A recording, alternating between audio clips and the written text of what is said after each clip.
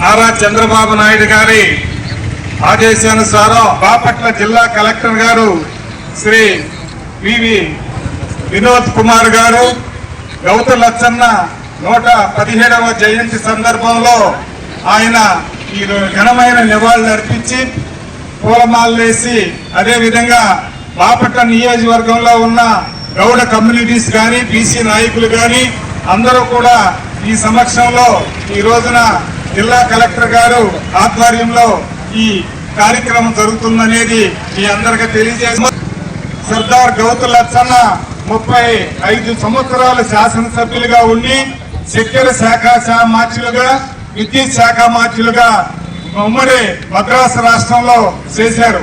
ఆయన అప్పుల్లోనే ఆయన 38 సంవత్సరాలు అప్పుడే ఆయన ఇచ్చాపురం నుంచి కడవరకి 2400 కిలోమీటర్లు పాదయాత్ర చేస్తున్నారు. ఆ రోజున ఎన్జీ రంగా నవంబర్ 7వ తారీఖు పుట్టినరోజు అయితే ఆయన సమక్షంలో తీసుకెళ్లాలనే ఆలోచన మీద ఈ రాష్ట్రం మొత్తం కూడా ఆయనటువంటి మహానుభావుడు సర్దార్ వల్లభాయ్ పటేల్ ఒక్కరికే ఉంది. తర్వాత మన ఆంధ్ర రాష్ట్రంలో గౌతు మన లచ్చన్న గారికి సర్దార్ అనే బిరుదు వచ్చిందనేది మచ్చుతున్నగా మీకు తెలియజేస్తున్నా. ఆయన ఇక్కడ పిల్లలను చేర్పించి ఆయన కుమారుడు గౌతు శ్యామ్ సుందర్ శివాజీ 30 సంవత్సరాలు ఎమ్మెల్యేగా మంత్రిగా పనిచేశారు.